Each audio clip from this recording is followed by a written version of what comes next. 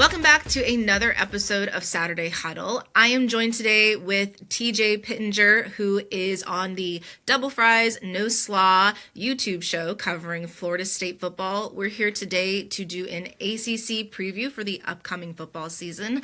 How are you doing today, TJ? I'm good. We were talking about it just before we got rolling, but I am ready for football season to get here. So I'm excited. We're counting down the days. We're I think a month away or something really close to that from week 0. So no, I'm excited for sure.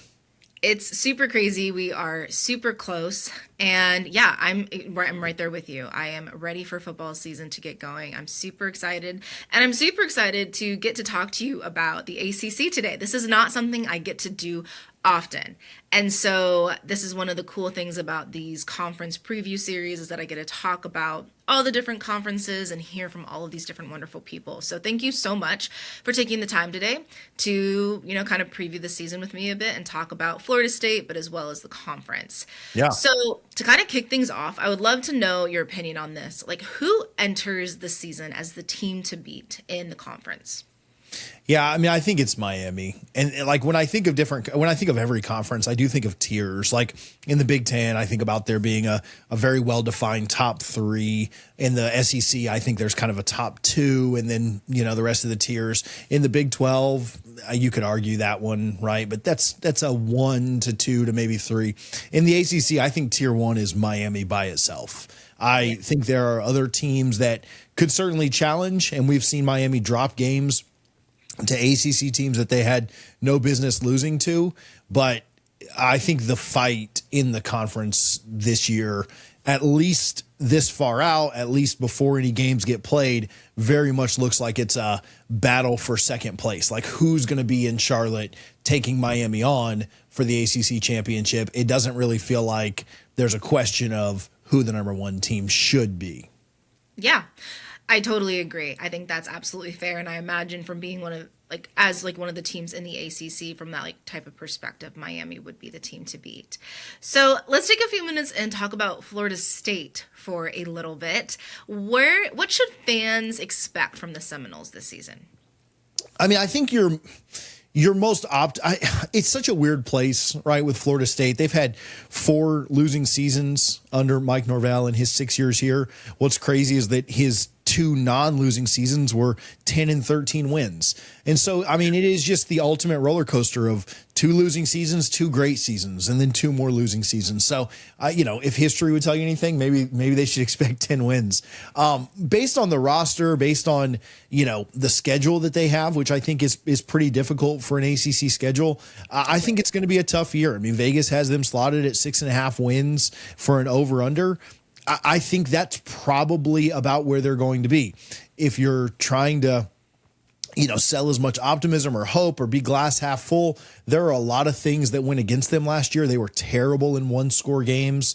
They were either blowing teams out or losing 1-score games. They did get blown out a couple of times, but really it was a lot of, they just couldn't finish. Losing double overtime to Virginia, drop a close game to Miami, drop a close game to Stanford on the road, lose a close game to NC State that gets away from you late. So if you kind of went glass half full, you could say, well, maybe they could just be that close and find a way to win some of those games and increase their win total by 3 or 4 wins. But there are real issues with this roster and with this staff, obviously. And that's why they're projected at 6.5 wins. But I mean, I think that's kind of where they're going to be. They're going to be a team that's probably very competitive, probably in a lot of games. But until they prove that they can finish, I think the expectation would be that in the last couple of the weeks of the year, they're going to be fighting for a bowl game. Yeah, absolutely. And you're right. It does seem like it has been quite the emotional roller coaster, I imagine, from a fan standpoint of these last few seasons and what they have looked like. But it was really interesting to see that last year, them coming so close in certain games, just things happening and then obviously losing the game. But it will be interesting to see how Mike Norvell does, and I'm kind of throwing this at you, but what are your views on kind of where Mike Norvell stands this season? Is this a hot seat, or how do you view it? I mean, my guess, and it's hard to know because I thought after losing as a 3-touchdown favorite on the road at Stanford, I truly thought that they would part ways last year, and they decided not to, despite them losing, well, I think 3 of the next 5 games down the stretch anyway. So it's hard to know exactly what the admin is going to do or willing to do or capable of doing with how big the buyout is. I mean, but just objectively, if you look at the job he's done and the program that Florida State is, right? Like, I consider Florida State about a top 15-ish program of all time. Like, I don't think they're quite in top 10. I don't think they're past top 20. But, like, you're talking about a top 15 program of all time having 4 out of 6 losing seasons. Like, I just can't imagine any other top 15 program, who are the teams that you would think of in there? Well, LSU and Georgia and obviously Bama and Ohio State and Oregon are like, they're all kind of in that range. Some of them way higher, some of them way lower. But I can't imagine any of them allowing a coach to go 4 out of 6 losing seasons. And then if they did, I can't imagine that 7th season not being like an absolute make or break. So like just logic of college football would tell me, yes, he is on the hottest seat possible. Like hotter than anyone, hotter than Beamer's, hotter than Riley's, hotter than Fickle's. Like he is on the hottest of hot seats.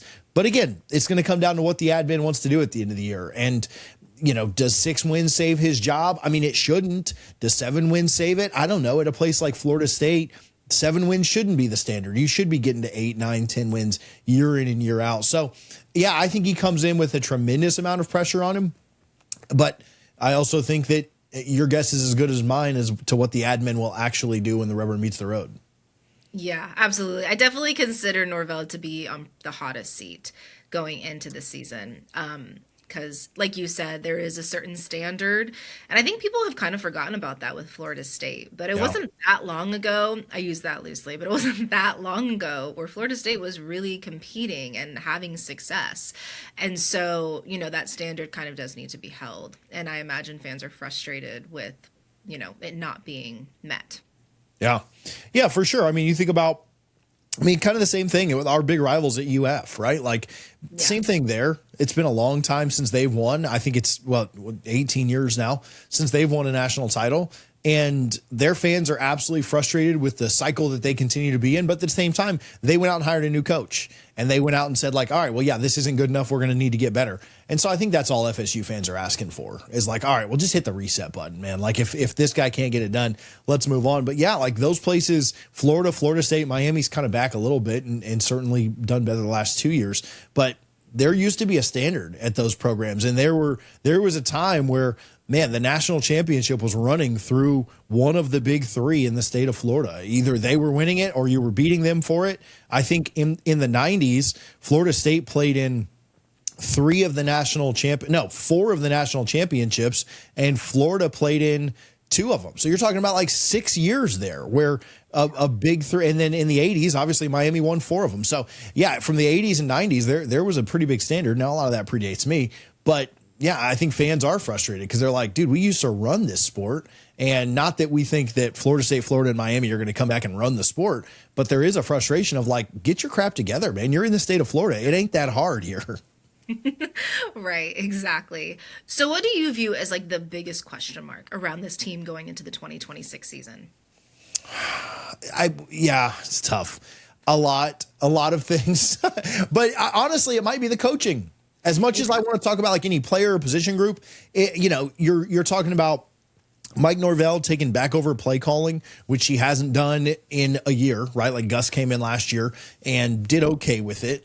Florida State had a really good offense from 20 to 20. They weren't very good inside the red zone, but they did put up a lot of yards and ended up being a top 10 offense for whatever that's worth. So you wonder a little bit about the coaching. You don't have Gus there. How much does Mike Norvell, how much the last time he called plays, it wasn't very good. Was that on him or was that more on the talent and the players? How much they brought in Ashton Daniels from Auburn, who was at Stanford, who is to me maybe a slightly better or worse Tommy Castellanos. I don't think you went out and got like a Darian Mensah or somebody elite out of the portal. I think you got a guy who is going to be probably either slightly above or slightly below average, somewhere in the middle of the road. Well, you got him for Gus Malzahn's offense. Is he going to fit what Mike Norvell wants to do now We'll see. And their offenses are similar, so it's not like that's a major concern. But yeah, I mean, there are questions all over. Will the defense take a step in year 2 under Tony White? Will Ashton Daniels be good enough to get you through? You got 5 brand new offensive linemen? I think that's a big question. But surrounding all of it is, man, what's going to happen with coaching here? Like, are we going to see Mike Norvell stand on the sideline looking like a sad puppy dog like we saw for the last 2 years? Or is he going to have that fire that he had in 2023 and 2022 when they were winning games? It's hard to I don't think Mike Norvell is fake. Like, I would never say that he is fake. So it's hard to just conjure up that passion when you are getting your head beat in week after week after week. So I don't know. The biggest thing to me, it probably does come down to coaching. Yeah, that totally makes sense. Probably because you guys have seen it not be super great. And so that would be my biggest question mark kind of going into the season is like, despite all of these moving parts on both sides of the ball, coaching, like what does that look like and where's the consistency, if there is any? So to kind of like spin things in a more positive way, what do you think is the biggest strength of this team? I think their skill units are both great on offense. Like, I think their wide receiver core and their running back core are both really, really good. Like, yeah. I'm high on, unfortunately, their biggest rival in the conference is Miami. And I might be a little higher on Miami's both wide receiver core and running back unit, but I might I'd have to really think, but I might put Florida State's like second or third in the ACC, which I know it's the ACC, and I know that, I'll step down. But, like, you're talking about putting theirs right behind Miami. Like, Miami's a good team, right? And so there is talent in the ACC, and I know it's not quite the same as the Big Ten and the SEC, but that's kind of what I think they'll lean on if they're really good. Again, the offensive line has to be good enough to open up holes, but their running backs are really, really good, and their wide receivers are really freaking impressive too. And they might not be up to the level of, like a Malachi Tony or a Cooper Barcade at Miami, or that just tandem that they have down there, or their running backs with Mark Fletcher. But I think Ousmane Kroma and Trey Wisner that came in from Texas, I think their talent around Ashton Daniels is going to be really good and hopefully make his job a little bit easier. So yeah, I'm super thrilled with the talent that they have at wide receiver and running back right now. I think it's some of the best in the conference for sure. Yeah. And taking a look at this team and kind of like your schedule, obviously, what do you consider the biggest game on Florida State's schedule this season? Yeah, it's SMU to me. So, like, they start week 0 with a cupcake. Obviously, if you were to lose that, then I'll be picketing outside of Doak Campbell Stadium trying to get him fired that night. But you open up with a cupcake week 0. And then you have SMU at home. Man, this schedule is not easy by any means. I think they play. I looked at the ACC voting, the preseason poll that came out. Florida State plays 7 of the top 9 teams on the preseason poll, right? So, like, even in an 8, and Florida State's 11th for what it's worth. So, now is Florida State really the 11th best team? I don't know. We'll find out. But at least the way that the media around the ACC views them, they are, right? Like, that's kind of where they're viewed, and perception is reality. So they play 7 teams that are better than them, 7 of the top 9, and then they play, BC, who is not very good, like 15th or something, way down low. So they should get that win. But they play a lot of teams that the media would tell you are better teams than Florida State is. And then they play 2 teams out of conference that I think will be better than them, Alabama and Florida. So this is not an easy schedule. You've got a chance on Labor Day night to go out, and they are a slight underdog. SMU's like a 2.5 point favorite, but that's not an insane hill to climb. You've got a chance on Labor Day night to get your first ACC win against a very respected SMU team. When we talked at the beginning about teams that are in that tier 2 trying to fight to get to Charlotte and play Miami, SMU's there with Louisville and maybe Clemson, maybe Virginia Tech. Like, we can talk more about the tiers later if you want, but SMU is absolutely in that tier 2. So if you could go out and beat SMU, you'll have the crowd behind you. It'll be Labor Day night, Monday night in Doak Campbell Stadium. If you could get that win, I think you then look at the rest of the ACC schedule, and outside of Miami, you say, well, if we could beat SMU, there's no reason we can't beat these other teams. And the whole trajectory on the rest of the season looks different. If you lose that game, you have to sit there with a bye week after Labor Day and think about it for an entire 2 weeks before you go to Tuscaloosa, and you're probably a 3-score dog against Alabama. I know they upset Bama last year. I don't know that they're going to do it again this year. Obviously, I would love if they do, but I think if you lose that SMU game and then you got to wait 2 weeks and then play Alabama, your very next game after Alabama is like Central Arkansas or somebody terrible. So you kind of have a full month without beating a legitimate opponent, and you lost the only 2 games that mattered.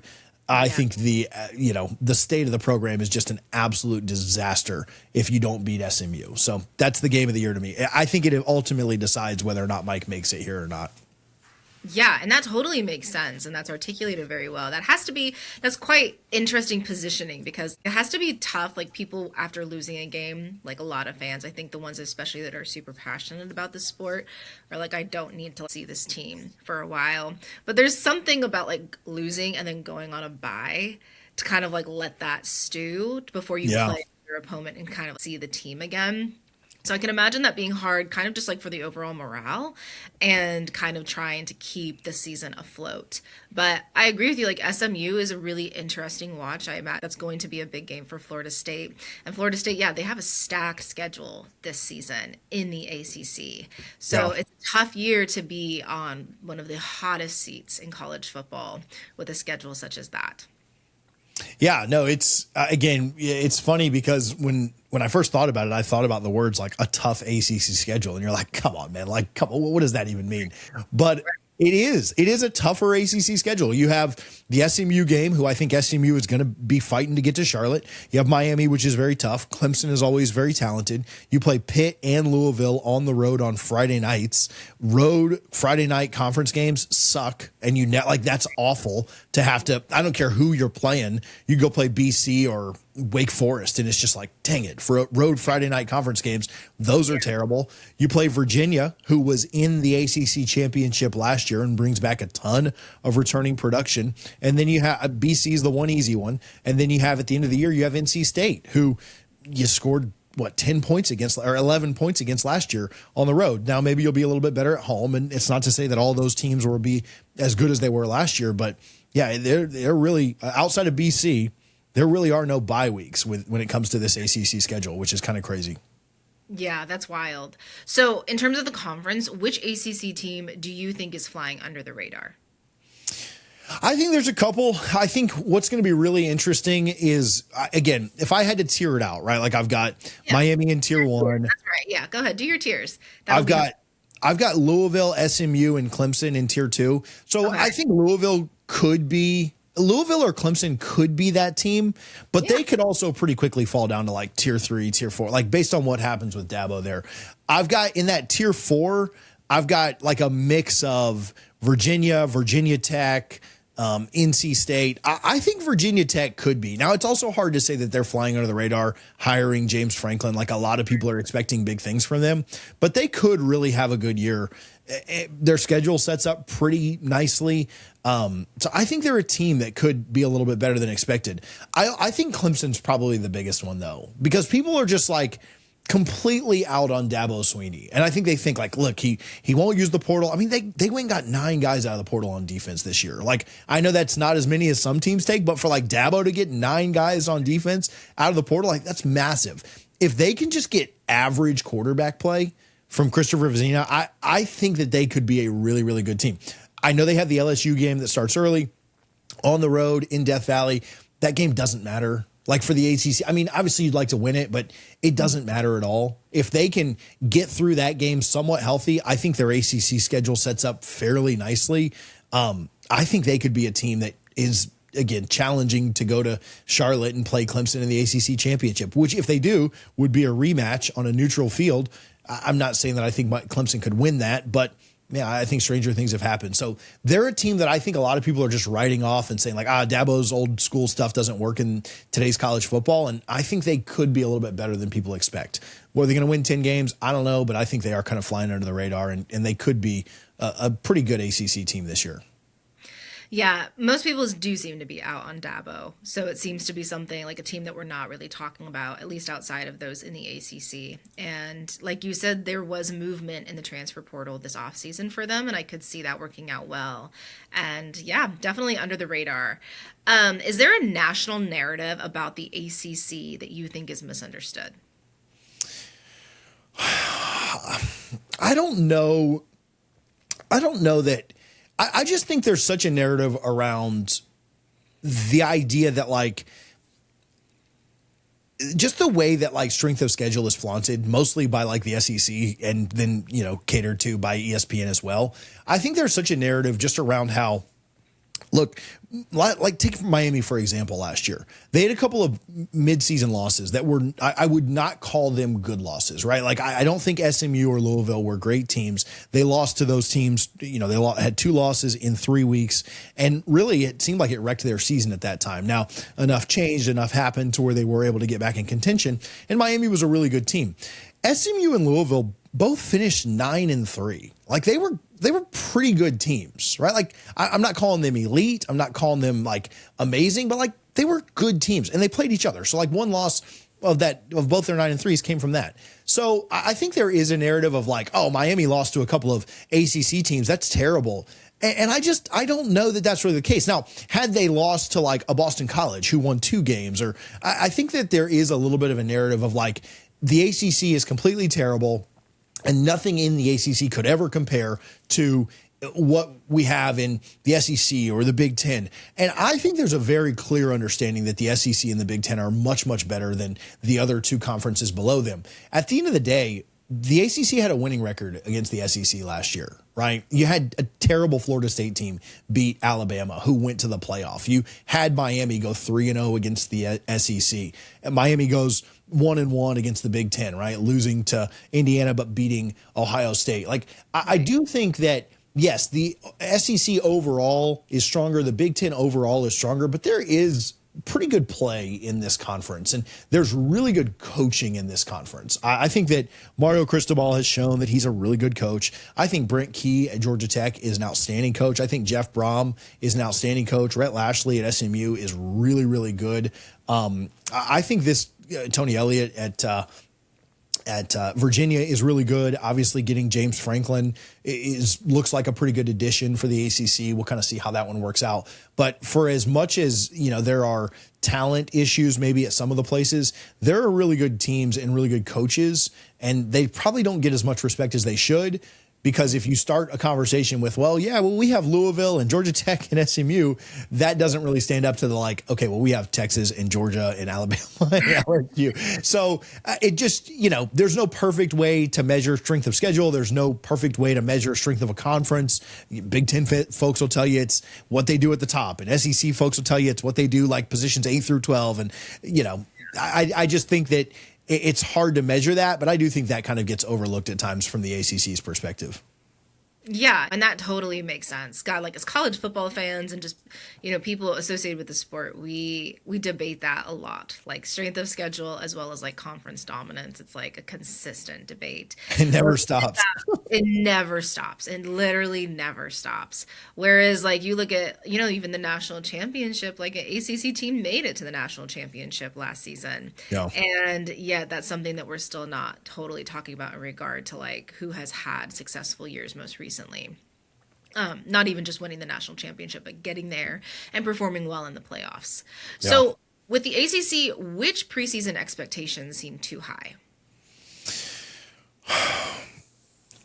I think that the expectation around James Franklin is interesting. And I don't know if it's too high or not, but I do think that there's a little bit of, man, he is either going to come out like guns a-blazing, or very quickly we're going to get reminded like, okay, it takes a little time to rebuild this. I think Curt Cignetti has like completely mind warped what all of us think is possible in college football now. And so like, we're just like, oh, well, he did it. And it's like, oh, okay, well, this one thing that's happened over 150 years of football, like that's a very one-off thing. But at the same time, some of the principles of what he did are just different than what a lot of people have done. It's why Oklahoma State is so interesting, because you basically took an entire North Texas roster and transplanted there. It's why Auburn's interesting, because you took a ton of USF guys and transplanted them there in Alabama. It obviously makes you question, could it work at a place like Virginia Tech, where you take a power 4 type guys, right? Like from Penn State, like you're not taking them from JMU or North Texas or wherever. You're taking them from like the Big Ten. And so, yeah, I would think that Penn State's roster, if they can all be pointing in the right direction. And I know it's not the entire roster, but like when you bring in a core crux of it, yeah, I would think that a lot of Big Ten rosters could go into the ACC and compete pretty quickly. So I don't know if Virginia Tech is flying a little too close to the sun or if they'll just be as good as humanly possible and maybe compete for Charlotte. That might be a little much, but I do think the conversation around James Franklin is, absolutely mystifying because they're either going to be really, really good and people are going to be like, dang, how do we not see this coming? Or it's going to be like, all right, maybe we need to pump the brakes a little bit. And how long are you willing to pump the brakes there in Blacksburg? Because they're not firing him if they go 7-5 this year. 7-5 would be improvement on what they've done the last few years. But then are the expectations for the next year to be like, all right, 9-3, 10-2 has to be the deal. So they're the most interesting team to me in the ACC. I don't know if that's exactly what you asked or not, but that's where I got to. No, that's great. I mean, I totally agree with you too. I was just having this conversation last week about, the high expectations that fans and programs have when a coach takes over, especially if that coach is, a well-established coach. Like they have a track record. They've been in bigger conferences and whatnot. This came up with a conversation about Lane Kiffin at LSU. There are a lot of fans that are expecting, have really high expectations. And I think it's fair to realize that it can take, even a well-established coach a year to really get things going. Like one season, their first season might not be as great as some fans want, but sometimes that's necessary to have, further success later down the road. I think the same thing is with James Franklin. I mean, there is a lot of discourse around that. Obviously, there was always these narratives around James Franklin at Penn State in the Big Ten of how he could never win the big games and they could never get over the hump of, they won a lot, but they could never win when it really mattered. Yeah. Get to where they wanted to go. And so it'll be interesting to see if those narratives continue at like a Virginia Tech level or, kind of how they view success and how that's measured. Yeah. And I think if you're Virginia Tech, like you would love now 10 years from now, if let's say it plays out the same way that it did at Penn State, you're probably frustrated at that point. But if you're Virginia Tech, you would love to have Penn State's problems for the last decade, right? Like, beat every single team. Because essentially and I have mixed thoughts on James Franklin and the way that worked out at Penn State. But essentially, like the big knock on him was that he didn't upset anybody. Like that was the big knock, right? Like he beat the teams he was supposed to beat and they lost to the teams that had more talent than them. Yeah. So like essentially he never pulled an upset. I mean, pulled very few upsets off. And again, the knock against him is that he lost to teams that were more talented than them. They never went into an Ohio State game as the more talented team. They very rarely went into a Michigan game with Michigan being or being more talented than Michigan. What did they only play? I mean, you know this better than I do, but like, I don't know how many times they played Oregon outside of the Big Ten championship, but I doubt they even played Oregon in the couple of years that they played them where Penn State was more talented than Oregon. And so you think about that and you're like, yeah, that would be phenomenal for Virginia Tech. Just beat all the teams you're supposed to beat. Go 10. Yeah, you're going to lose to Miami. Like you're going to lose to Florida State or Clemson. Otherwise, you're winning every game on the schedule. Like that, Virginia Tech would love that. And then if that continues for 10 years and you never break through, then they're probably going to end up moving on from him like Penn State did. They'll probably crash and burn just like he did at Penn State. But that's a great situation for Virginia Tech, who has not been nationally relevant since the turn of the freaking millennium. Right, exactly. Okay, so now we're going to do the ACC lightning round. Are you ready? I am. I mean, you probably have already touched on so much of this, so it might be super easy, but let's get it going. Okay, so the ACC champion. I'll go with, for the first time in their history, I'll go with Miami. Florida State record prediction. I think they probably are 5-7 or 6-6. I'll go optimistic and say 6-6. Okay. But we'll see. Dark horse team. We were just talking about him. So let's go Virginia Tech. I think that their schedule could set up well to, if they could get some wins early, some other teams could take each other out, that they could maybe make a run for Charlotte. Okay. Biggest surprise. JKS at quarterback at Cal is going to be a name that people are not familiar with right now, but they will be. Jaron Kiwas, I don't even know how to say his last name, so I'm not going to butcher it.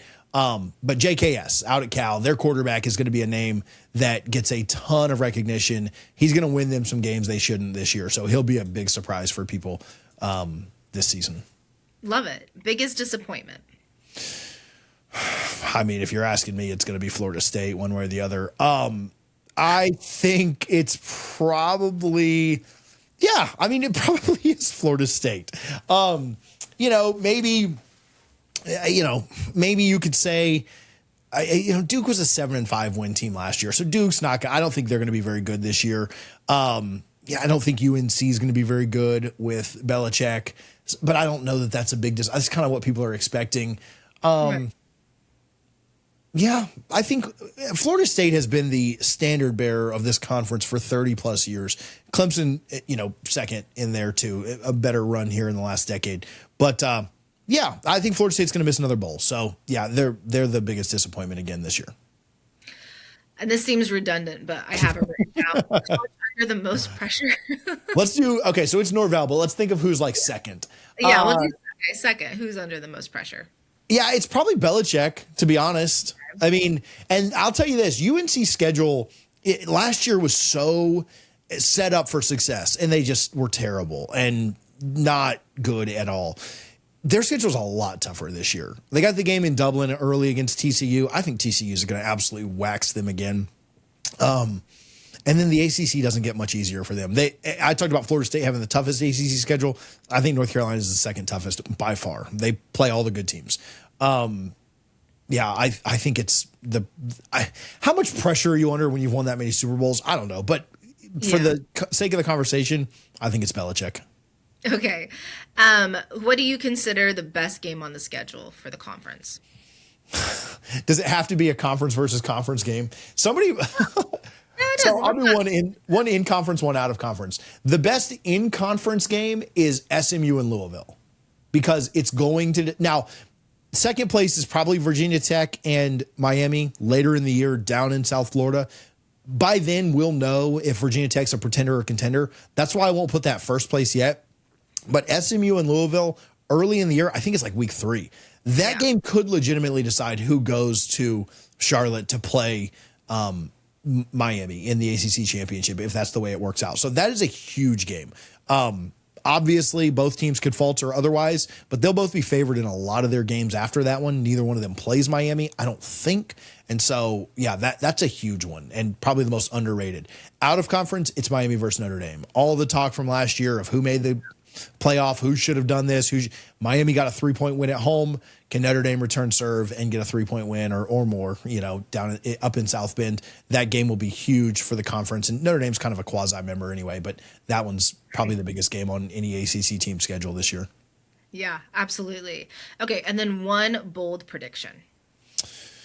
Let's say the ACC gets 2 teams into the playoff, I guess is maybe the easiest thing to predict. I don't feel like predicting that that Miami goes to the playoff or wins the ACC or that Mensa wins the Heisman. I mean, all that stuff is you can go bet on it right now. So, yeah, let's say that the ACC finds a way to get 2 teams in. Maybe that's something crazy like Miami losing the ACC championship. And so they get in as an auto, they don't get the auto bid, but they get in because they were 12-0 before that game or something like that. I think there's a chance of that. So, yeah, I'll say the ACC finds a way to get 2 teams in. Awesome.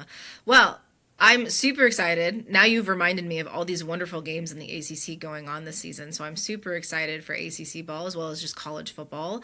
Thank you so much for taking the time to preview the conference with me today, TJ. Can you tell people where they can find you? Yeah, so I do an FSU show called Double Fries No Slaw. You can find it on YouTube. You can find it on Apple Podcasts or Spotify or wherever. I also do a show called ACC Football Addiction, which, you can find on Apple Podcasts or YouTube or Spotify, whatever you're looking for. And then if you want to argue with me on social media, it's just TJ_Pittinger, and we can chat there. Awesome. Thank you so much, TJ. Enjoy the rest of your summer, and happy almost football season. Thank you so much.